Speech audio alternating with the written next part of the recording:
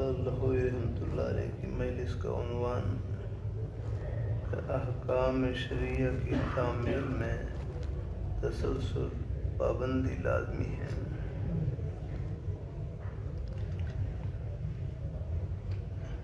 احکام شرعیہ کی تعمیل میں تسلسل لازمی ہے۔ اس کی شہادت میں پہلے قرآن مجید اور پھر حضرت صلی اللہ علیہ وسلم کے ارشادات سے پیش کروں گا۔ اللہم بذو جلال کا مبارک ارشاد، ان الذین قالوا ربنا اللہ ثم استقاموا تتنزل علیہم الملائکۃ الا تخافوا ولا تحزنوا وابشروا بالجنة التي كنتم توعدون۔ ترجمہ: بے شک جنہوں نے کہا تھا ہمارا رب اللہ ہے، ان الذین قالوا ربنا اللہ، اور پھر اس پر قائم رہے، ان پر فرشتے اتریں گے کہ تم خوف نہ کرو اور نہ غم کرو اور جنت میں خوش رہو جس کا تم سے وعدہ کیا جاتا ہے۔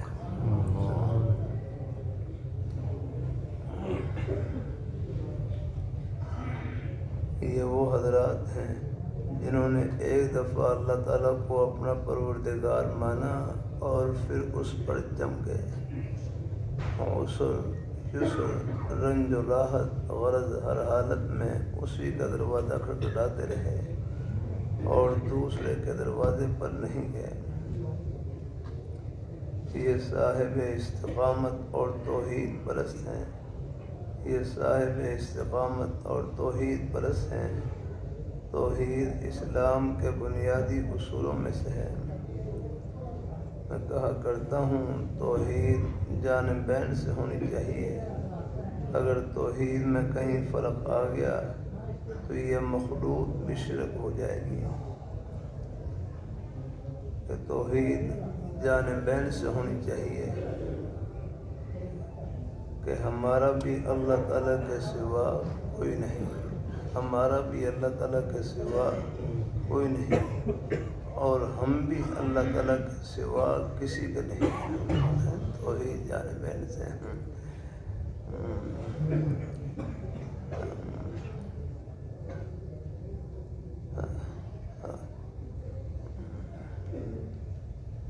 ہمارا رب بھی ایک ہے اور بس ایک کے ہو کر ہی رہے، الحمدللہ، کہ ہمارا بھی اللہ تعالیٰ کے سوا کوئی نہیں، ہم بھی اللہ تعالیٰ کے سوا کسی کے نہیں۔ جب رب العالمین کو ہم نے اپنا لیا تو دوسری جگہ جانے کی ضرورت نہیں آگنا ہے۔ میں کہا کرتا ہوں توحید جانبین سے ہونی چاہیے۔ توحید میں اگر فرق آ گیا تو یہ مخلوط بھی شرک ہو جائے گی، شرک سے مل جائے گی۔ ہمارا بھی ہے کہ ہمارا بھی اللہ تعالیٰ کے سوا کوئی نہیں، ہم بھی اللہ تعالیٰ کے سوا کسی کے نہیں۔ الحمدللہ، کہ جب رب العالمین کو ہم نے اپنا لیا تو دوسری جگہ جانے کی ضرورت نہیں۔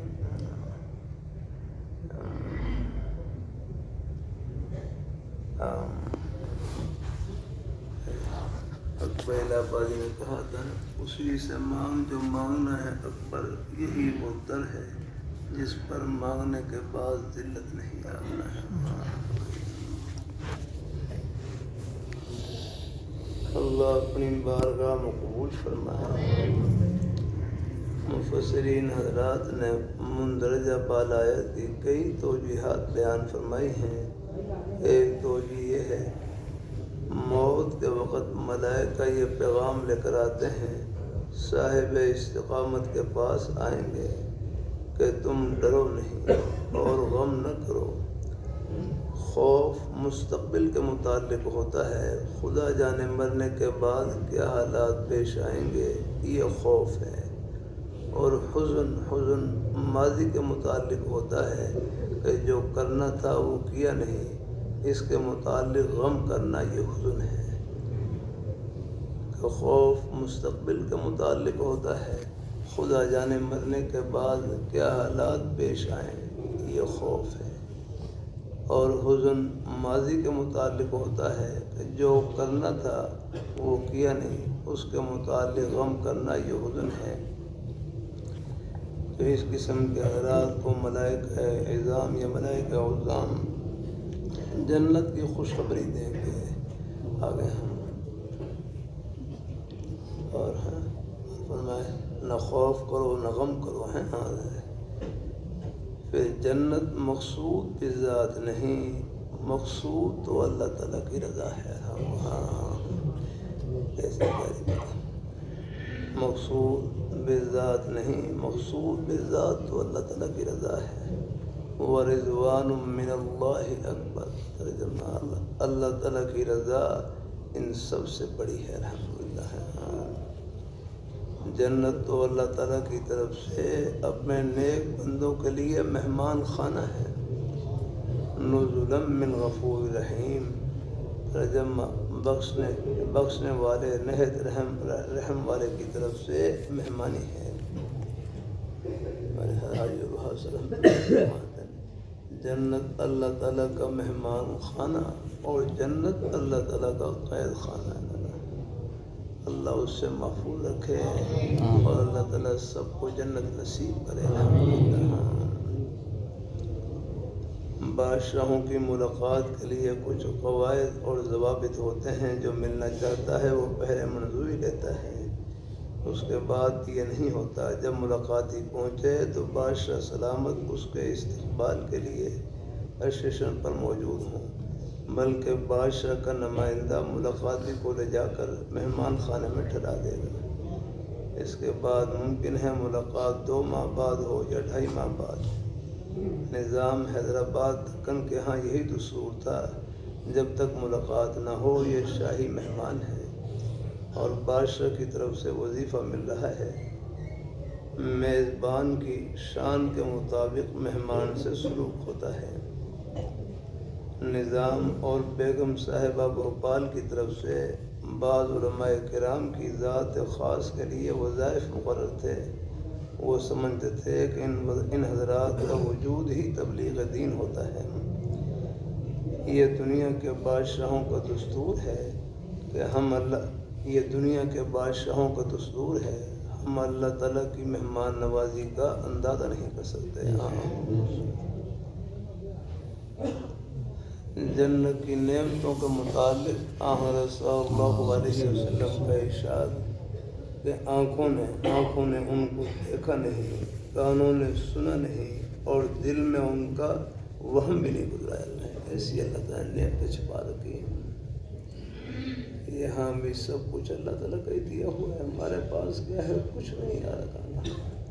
وَمَا بِكُم مِّن نِّعْمَةٍ فَمِنَ اللَّهِ، تمہارے پاس جو بھی نعمت موجود ہے سب اللہ تعالیٰ کی عطا ہے۔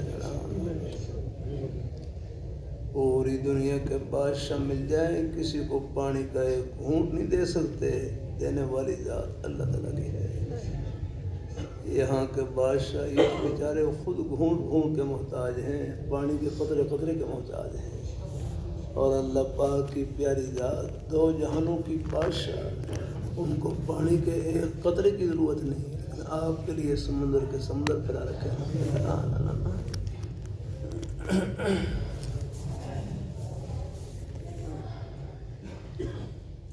آنکھوں نے ان کو دیکھا نہیں، کانوں نے سنا نہیں، دل میں ان کا وہم بھی نہیں گزرا۔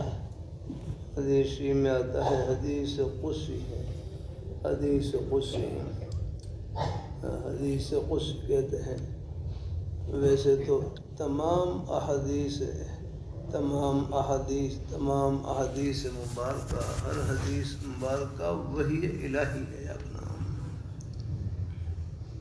اللہ اپنی بارگاہ میں قبول فرمائے، اللہ اپنی بارگاہ میں قبول فرمائے۔ آپ دیکھ لیں بخاری شریف، یہ بخاری شریف کی 2 جلدیں اوپر رکھی ہوئی ہیں، 2 جلد، یہ بڑی جلدیں ہیں۔ یہ نیچے بھی سب تقریباً یہ حدیث شریف کی مبارک کتابیں ہیں۔ بیٹھ جا۔ اللہ تعالیٰ اپنی مہربانی فرمائے، اللہ تعالیٰ اپنی مہربانی فرمائے. آپ صلی اللہ علیہ وسلم کا لقب امی ہے، امی یا رب. آپ نے کسی سے لکھنا پڑھنا نہیں سیکھا، لیکن امی ہونے کے باوجود یہ کتنی بڑی بڑی کتابیں آپ کے سینہ اثر کا فیض ہے.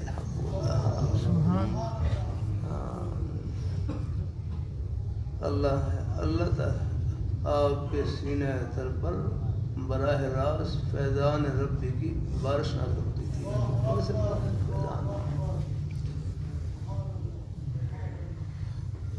خود اللہ میاں فرماتے ہیں وَمَا يَنْتِقُ عَنِ الْهَوَىٰ إِنْ هُوَ إِلَّا وَحْيٌ يُوحَىٰ، کہ ہمارے محبوب اپنی خواہش سے کچھ نہیں بولتے، وہ جو کو بولتے ہیں ہمارا ہی بولتے ہیں. اللہ تعالیٰ اپنی مہربانی فرمائے. اللہ تعالیٰ اپنی ایک یہ منکر حدیث کا فتنہ ہے نا، اب تو خیر کم ہے، کچھ ہیں اب بھی. اللہ تعالیٰ اپنی مہربانی فرمائے. اللہ تعالیٰ قائد دیوس رحمۃ اللہ علیہ بڑے حضرات بڑے سفر کر رہے ہیں. ایک منکر حدیث بظاہر وہ قرآن پاک کو ماننے کا دعویٰ کرتے ہیں اور حدیث شریف کا انکار. تو قائد دیوس رحمۃ اللہ علیہ ساتھ بیٹھے ہوئے ایک منکر حدیث، ان سے بات شروع ہوئی. تو قاری صاحب پوچھنے لگے آپ مجھے یہ بتلاؤ آپ قرآن پاک کو مانتے ہیں؟ کہنے لگا ہاں مانتے ہیں. فرمایا آپ مجھے بتلاؤ قرآن پاک کا قرآن پاک ہونا کس نے بتلایا ہے؟ قرآن پاک کا قرآن پاک ہونا کس نے بتلایا ہے؟ کہنے لگا حضور نے بتلایا. فرمایا یہی حدیث ہے یاد آتا ہے. فرمایا جب تم قرآن پاک کا قرآن پاک ہونا حضور کی زبان مبارک سے تسلیم کرتے ہو تو یہ باقی حدیث مبارک کیوں نہیں تسلیم کرتے؟ الحمدللہ. اللہ ہر جگہ ہوشیاری کام نہیں آتی. یہ بڑے ہوشیار ہیں اور ان کی ہوشیاری میں پتہ نہیں کتنی بڑی نادانی چھپی ہوتی ہے. اللہ اپنی بارگاہ میں قبول فرمانا. اللہ والے یہ ہوشیار ہوتے ہیں جن کے ایک بات میں نور چھپا ہوتا ہے. الحمدللہ جنت کی راہیں چھپی ہوتی ہیں، ٹھنڈی ہوائیں چھپی ہوتی ہیں. یہ جتنے بھی فتنے ہوتے ہیں ان کی زبان سے تو بس اندھیرا نکل رہا ہوتا ہے. خود بھی ڈوبتے ہیں اور کتنا کو ڈوبتے ہیں. اللہ تعالیٰ اپنی مہربانی فرمائے. ہم اللہ تعالیٰ کی مہمان نوازی کا اندازہ نہیں کر سکتے. جنت کی نعمتوں کے متعلق حضرت صلی اللہ علیہ وسلم کا ارشاد ہے آنکھوں نے ان کو دیکھا نہیں، کانوں نے سنا نہیں اور دل میں ان کا وہم بھی نہیں گزرا. بخاری شریف میں حدیث اعددت لعبادی الصالحین ما لا عین رأت ولا اذن سمعت ولا خطر على قلب بشر ذخرا من بلہ ما اطلعتم علیہ. بخاری شریف میں یہ بات بھی ہے کہ میں نے اپنے نیک بندوں کے لیے ایسی نعمتیں تیار کی ہیں جو نہ کسی آنکھ نے دیکھی ہوں گی. ہاں آپ لگا لیں چکر، یہ مریض وغیرہ کا سب کو چکر لگا لیں، یہ بھی اللہ تعالیٰ کی نعمتیں ہیں. یہاں فرمایا ایسی نعمتیں جو دنیا میں آپ نے دیکھی نہیں آ رہا. اللہ تعالیٰ اپنی مہربانی فرمائے. میں نے کیا تھا ملیشیا میں تھا، کچھ ساتھی آگے وہ سمندر کے قریب لے جا رہے، سمندر قریب. اللہ تعالیٰ اپنی مہربانی فرمائے. تو پھر ایک بھائی بڑا اچھا جملہ کہنے لگے یہ سمندر یہ اللہ تعالیٰ کی قدرت کی نشانیوں میں سے ہے. کہ سوئی ڈالیں تو وہ ڈوب جائے، گی اس میں. لیکن یہ باہری جہاز لاکھوں ٹن کا سامان ان کے اوپر لدا ہوتا ہے اور پانی کو چیرتے ہوئے اور تیرتے ہوئے جا رہے ہوتے ہیں. وہ ترل الفلک فیہ مواخر یا رہا. اللہ تعالیٰ اپنی مہربانی، اللہ تعالیٰ کی قدرت کی نشانی ہے. خود اللہ میاں فرمایا آپ دیکھتے ہیں کشیوں کو کہ مواخر فیہ وہ پانی کے اندر چیر کر پانی کو چیر کر اور پھاڑ کر چلنے والی ہے. عرض کرتا رہتا ہوں خدا وہ ہے جو کہے وہ کر کے دکھلائے. قرآن پاک کلام اللہ ہے. قرآن پاک میں اللہ میاں خود بول رہے ہیں. قرآن پاک میں اللہ میاں ہم سے خود ہم کلام ہو رہے ہیں, ہم سے باتیں فرما رہے ہیں. اللہ تعالیٰ کے وہ وعدے قرآن پاک میں جو دنیا کی نعمتوں کے متعلق تھے وہ بہو ہم اپنی آنکھوں سے پورا ہوتا ہوا دیکھ رہے ہیں. اسی طرح موت کے بعد جو جنت کی ٹھنڈی ہواؤں کے وعدے ہیں وہ بھی بہو پورے ہو کر والذی جعل الشمس ضیاء, سورج کو روشنی کے لیے پیدا کیا, اب باہر نکلے سورج چمک رہا ہے. اللہ تعالیٰ کی قدرت کی نشانی اپنی آنکھوں سے پوری ہوتی ہوئی دیکھ رہے ہیں. اللہ اپنی بارگاہ مقبول فرمائے لگے یہ سمندر اللہ تعالیٰ کی قدرت کی نشانیوں میں سے ہے. آ گئی فرمایا جب اللہ تعالیٰ کی قدرت کی نشانیوں کو دیکھیں اس سے اللہ تعالیٰ کی عظمت کو پہچانے آگا. پھر آپ کی یہ سیر اللہ ہو جائے گی. ہاں یہ سیر اللہ تعالیٰ تک پہنچنے کا ذریعہ ہو جائے گی. مریض وغیرہ میں جائیں, کہیں اور تفریحی مقامات پر جائیں, وہاں پر اللہ تعالیٰ کے قدرت کے حسن کو دیکھ کر, ان حسین مناظر کو دیکھ کر اللہ تعالیٰ کی قدرت کے حسن کو پہچانے ہے کہ یہ مناظر حسین ہیں, وہ خود کتنے حسین ہوں گے, پیدا کرنے والے کتنے حسین ہیں. اللہ ہم تو ایک پتہ نہیں پیدا کر سکتے, گندم کا ایک دانہ نہیں اگا سکتے. سب کچھ اگانے والی ذات وہ ہے, دینے والی ذات وہ ہے. والذی خلق لکم ما فی الارض جميعا, خود اللہ نے فرما رہے ہیں اللہ پاک کی پیاری ذات یہ ہے کہ زمین کے اندر جو کچھ بھی ہے سب یہ تمہارے لیے, تمہارے نفع کے لیے پیدا کیا ہے. اللہ تمہارے لیے, وہ تو نفع سے مستغنی ہے, وہ تو مخلوق کے نفع سے مستغنی, مخلوق کے نفع کا بالکل محتاج ہی آتا ہے. اللہ تعالیٰ اپنی لا تاخذہ سنۃ ولا نوم, جن کو نہ اونگ آتی ہے نہ نیند آتی ہے. ولا یؤودہ حفظہما, آگے آسمان اور زمین کی حفاظت ان کو نہیں تھکا جاتا. ہم تو تھک جاتے ہیں, کام کر کے تھک جاتے ہیں, وہ تھکاوٹ سے پاک ہے الحمدللہ. ہاں لیکن آگے جنت میں اللہ پاک نصیب کریں گے. کہتے ہیں نا دنیا میں معمولی تکلیف, تھکاوٹ کی تکلیف ہے, جنت میں یہ بھی نہیں ہوگی. لا یمسنا فیہا نصب ولا یمسنا فیہا لغوب, ہے کہ جنت میں نہ تھکاوٹ ہوگی اور نہ کوئی شور شرابہ ہوگا, بالکل سکون ہی سکون. ہم اپنی حیثیت کو پہچانے ہیں. یہ لاہور گھر نہیں راہ گزر ہے. ہاں یہ میانی قبرستان کے دروازے پر کھڑے ہو جائیں, شاید کوئی دن خالی ہو کے جنازہ نہ آئے لگا. اللہ اپنی بات وہی لہوی رحمۃ اللہ علیہ, اتنے پیارے ان کے اتنے کلمات. اللہ تعالیٰ اپنی مہربانی فرمائے, اللہ تعالیٰ اپنی مہربانی فرمائے, اللہ تعالیٰ اپنی مہربانی فرمائے. بعض دفعہ طبیعت بنسی ہوتی ہے تو پھر لہوی رحمۃ اللہ علیہ کے نیک کلمات سے اپنی طبیعت کو بس کیا کہتا ہوں, کچھ اس کو نے کچھ تھوڑا سا کیا کہتے ہیں, بس تھوڑا سا بس روشنی دینے کی کوشش کرتا ہوں. اللہ پاک کی ذات ہے, اللہ والوں کی باتوں میں نور ہوتا ہے, روشنی ہوتی ہے الحمدللہ. اللہ تعالیٰ اپنی مہربانی فرمائے, اللہ تعالیٰ اپنی مہربانی فرمائے. اللہ والوں کی نیک باتوں سے دل کو بیدار کرنے کی کوشش کرتا ہوں. اللہ تعالیٰ قبول فرمائے. اللہ اپنی بارگاہ مقبول فرمائے, اللہ اپنی بارگاہ مقبول فرمائے. یہ دنیا کے بادشاہوں کا دستور ہے کہ ہم اللہ تعالیٰ کی مہمان نوازی کا اندازہ نہیں کر سکتے ہیں.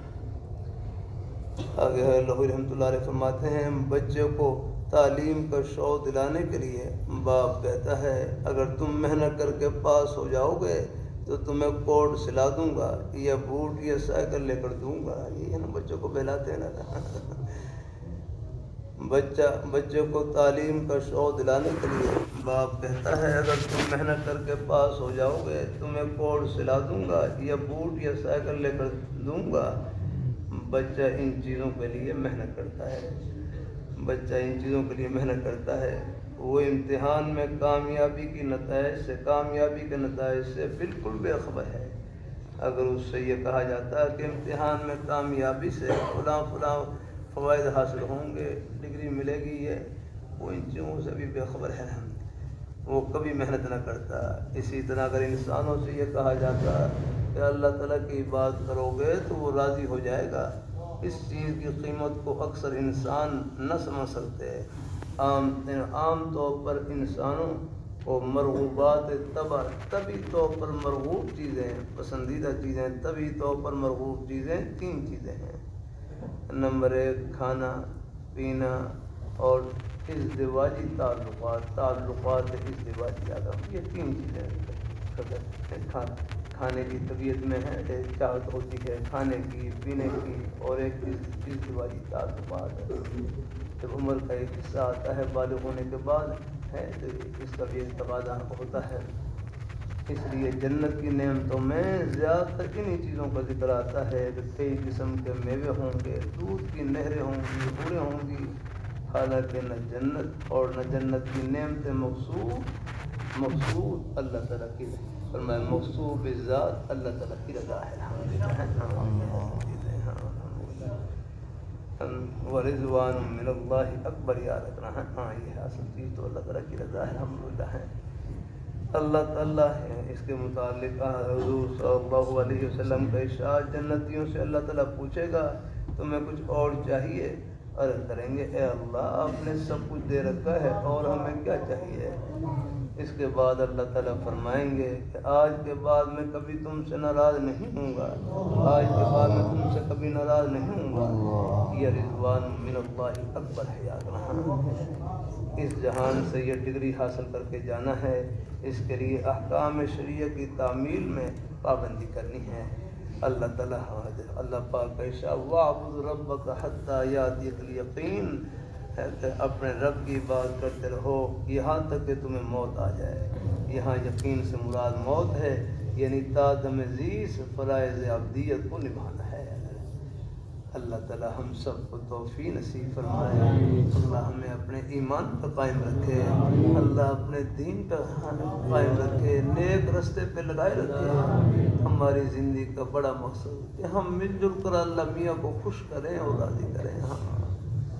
میں کراچی میں تھا، ایک بھائی کہنے لگے بڑا اچھا جملہ فرمائے لگے، اللہ میاں کو خوش کرنے کا موقع بہت تھوڑا ہے، اللہ میاں کو خوش کرنے کا موقع بہت تھوڑا اور ہمارے خوش ہونے کا موقع بہت لمبا ہے۔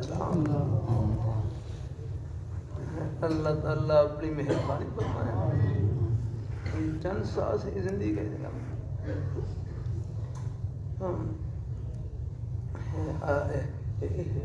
تھوڑا سا حصہ ہے، پہلے تو ہزار سال بھی عمریں ہوتی تھیں، اب تو بالکل آپ دیکھ لیں اس امت کی عمریں بالکل 60-70 سال کے درمیان، ورنہ جوانی کھڑے کھڑے موت۔